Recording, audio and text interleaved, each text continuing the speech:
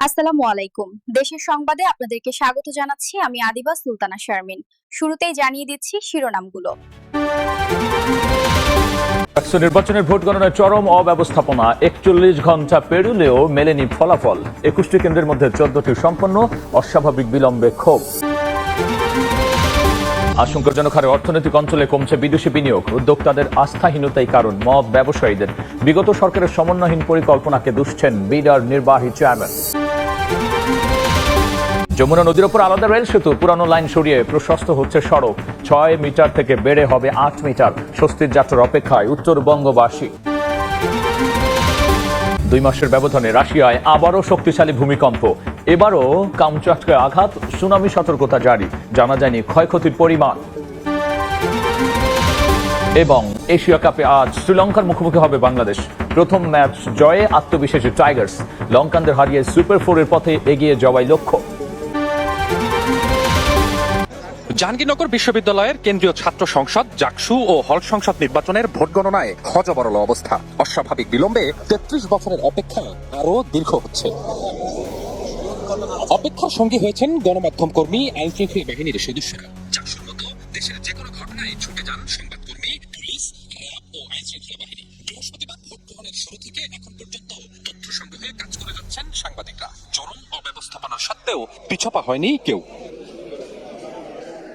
জাকসু ও হল সংসদ নির্বাচনের তৃতীয় দিনে পড়েছে ভোট গণনার কার্যক্রম। এখনো ফলাফল প্রকাশ করতে পারেননি নির্বাচন কমিশন। ফলাফল সহ প্রতি মুহূর্তের নানা খবরাখবর জানাতে গণনা কক্ষের বাইরে ঘন্টার পর ঘন্টা অপেক্ষা করছেন সংবাদকর্মীরা। ফলাফল প্রকাশে বিলম্ব হয়, ক্ষোভ ও আক্ষেপের সুর তাদের কণ্ঠেও। এত লম্বা সময় এবং এত অল্প ভোট, মানে যেটা একটা বলা যায় খুবই সংখ্যাটা অল্প, সেইটা আসলে এত দীর্ঘ সময় লাগাটা আমার কাছে বিরক্তি। আইনশৃঙ্খলা বাহিনী, আমাদের সংবাদকর্মী তো আছেনই, হ্যাঁ, কিন্তু যারা আইনশৃঙ্খলা বাহিনী তাদেরও অনেকে ক্লান্ত হয়ে ঘুমিয়ে পড়ছেন। তারা আসলে জানতেন না যে এত সময় এখানে থাকতে হবে। শারীরিক সক্ষমতা, মানসিক মানসিকভাবে নেয়ার একটা বিষয়, এবং সব শেষে মিলিয়ে হচ্ছে আসলে কাজের প্রতি একাগ্রতা। তেমনি শৃঙ্খলা রক্ষা ও নিরাপত্তার দায়িত্ব পালন করতে গিয়ে একই অবস্থা আইন শৃঙ্খলা রক্ষাকারী বাহিনীর সদস্যদেরও। দীর্ঘ সময় দায়িত্ব পালনের পর ক্লান্তির ছাপ তাদের চোখে মুখে। 25-এ এসেও যদি আমরা অ্যানালগ পদ্ধতিতে ভোট গ্রহণ করি, এটা কিন্তু আমাদের জন্য একটা ব্যর্থতা। সময়ের জিনিস সময় না হলে তো আসলে ওই আমেজটা পাওয়া যায় না। আমরা এত দীর্ঘ সময় যাচ্ছি না, আমাদের যে একটা আকাঙ্ক্ষা ছিল, আমাদের একটা উৎসব করার ইচ্ছে ছিল, সেই ইচ্ছে ইতিমধ্যে মরে গেছে। একই অবস্থা ভোট গণনার কাজে সংশ্লিষ্টদেরও। একদিকে হাতে ভোট গণনা, অপরদিকে লোকবল কম থাকায় বিশ্রামহীনভাবে চলছে কাজ। সিনেট ভবন, বটতলা সহ পুরো ক্যাম্পাসেই এলইডির সামনে রাত কাটিয়ে দিচ্ছেন শিক্ষার্থীরা। অপেক্ষা চূড়ান্ত ফলাফলের। এদিকে আগামী 12ই অক্টোবর অনুষ্ঠিত হতে যাচ্ছে চট্টগ্রাম বিশ্ববিদ্যালয় কেন্দ্রীয় ছাত্র সংসদ চাকসু নির্বাচন। ভোট সামনে রেখে চলছে প্রস্তুতি। এরই মধ্যে চূড়ান্ত হওয়ার পথে ভোটার তালিকা ও আচরণবিধি। ভোট গ্রহণের স্বচ্ছতা নিশ্চিতে 14টি এলইডি স্ক্রিনে সরাসরি সম্প্রচার করা হবে কার্যক্রম। বিস্তারিত তারিফ রহমানের রিপোর্ট।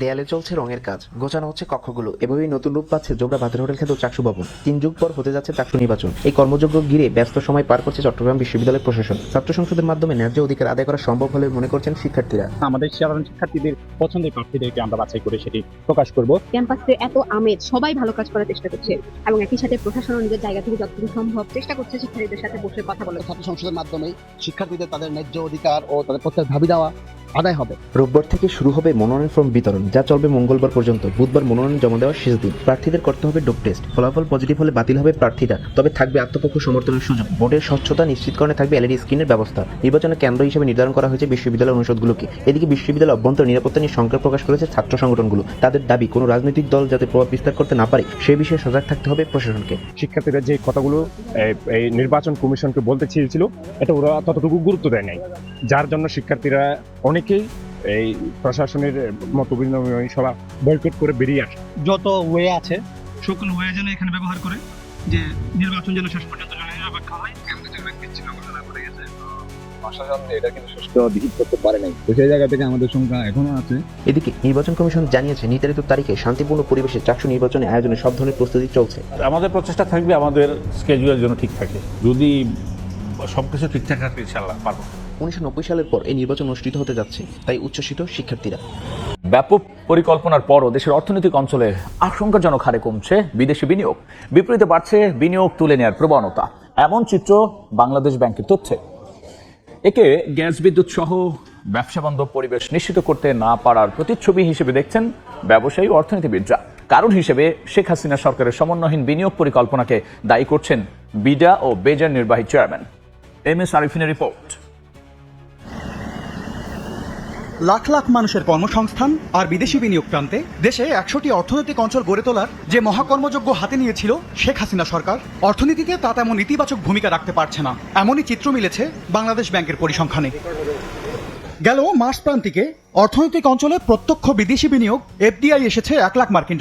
গেল বছরের অক্টোবর ডিসেম্বরের তুলনায় যা 93.46% কম। বৈষম্য বিরোধী আন্দোলনে উত্তাল গত অর্থ বছরের প্রথম প্রান্তিকের তুলনায় দ্বিতীয় প্রান্তিকেও 83.11% কমেছে এফডিআই। বিপরীতে বেড়েছে বিনিয়োগ তুলে নেওয়ার প্রবণতা। রাস্তাঘাট, এনার্জি ইনফ্রাস্ট্রাকচার, গ্যাস ইনফ্রাস্ট্রাকচার কিংবা ইলেকট্রিসিটি ইনফ্রাস্ট্রাকচার, এই জিনিসগুলোর সম্প্রসারণটা এখনো আসলে সব জায়গায় হয়নি। তো এখনো সাইন আপ করলে ধরেন কিছুদিন পরে হবে, এরকম একটা ব্যাপারে, এরকম একটা স্টেটাসে আমরা আছি। এই অবস্থায় বিদেশি বিনিয়োগ আনতে দেশি উদ্যোক্তাদের জন্য ব্যবসা বান্ধব পরিবেশ নিশ্চিতের পরামর্শ অর্থনীতিবিদদের। ঋণ প্রবাহ যদি দেখেন, এটা কিন্তু প্রবৃত্তি যেটা, এটা কিন্তু বিগত কোথায় 20-22 বছরের মধ্যে সবচেয়ে কম। দেশের সাথে ঋণের কোনো চাহিদাই নেই তাদের খুব একটা, কারণ বিনিয়োগ করতে বা কাঁচামাল ব্যবহার করতে, উৎপাদন বৃদ্ধি করতে তাদের যে পরিবেশ দরকার, সেই পরিবেশটা তারা পাচ্ছে না। সরকারি বেসরকারি সব বিশেষ অর্থনৈতিক অঞ্চলে সুযোগ সুবিধা বাড়াতে হবে। প্রাইভেট সেক্টরের যে পার্টিসিপেশন এই ডেভেলপমেন্টের ক্ষেত্রে কিন্তু সেটা এনকারেজ করতে হবে। আস্থা অর্জনের পথেই হাঁটছে সরকার, তাই 100 অর্থনৈতিক অঞ্চল থেকে সরে 5টিকে বিনিয়োগ বান্ধব করতে কাজ করছে অন্তর্বর্তী সরকার। তবে তা সময় সাপেক্ষ বলে জানান বিডা ও বেজার নির্বাহী চেয়ারম্যান। অর্থনৈতিক অঞ্চল নিয়ে আমরা অনেক বড় বড় কথা বলেছি, অনেক বছর ধরে সরকারের দিকে ক্যাপাসিটি আছে। এই ক্যাপাসিটির বাইরে আপনি যদি একটা আরো বড় কোনো প্রজেক্ট হাতে নিয়ে নেন যেটা আপনি এক্সিকিউট করতে পারবেন না, তখন ওই প্রজেক্টের টাইম লাইন রাখতে থাকে, তাহলে আপনি অর্থনৈতিক অঞ্চলে কিভাবে ইনভেস্টমেন্ট দেখবেন? So I think there is a long way to go for. Bangladesh ব্যাংকের তথ্য শুধু অর্থনৈতিক অঞ্চল নয়, রপ্তানি প্রক্রিয়াকরণ অঞ্চল ইপিজিডিও গেল মার্চ প্রান্তিকে বিদেশি বিনিয়োগ কমেছে 19.59%। বিপরীতে পরিকল্পিত অঞ্চলের বাইরে বাড়ছে এফডিআই। 2 বাসের মুখোমুখি সংঘর্ষে প্রাণ গেল 2 জনের। এ সময় আহত হয়েছেন অন্তত 10 জন।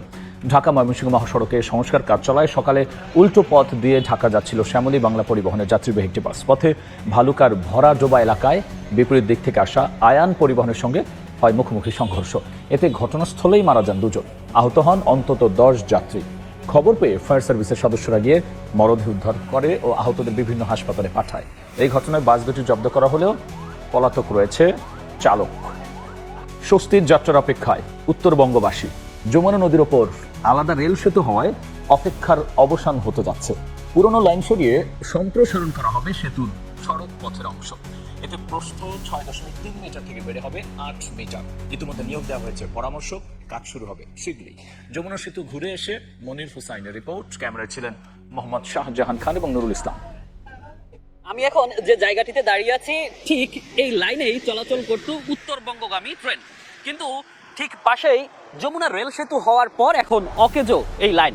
আর এতে এই অংশকে কাজে লাগিয়ে যমুনা সেতুর সড়ক পথ সম্প্রসারিত করার সিদ্ধান্ত নেয় সেতু কর্তৃপক্ষ। আর এতে এই 6.3 মিটারের এই সড়ক পথ হবে প্রায় 8 মিটারের। ফলে এই অংশের যে যানবাহনগুলো আছে সেগুলো নির্বিঘ্নেই চলাচল করতে পারবে বলে আশা করা যাচ্ছে।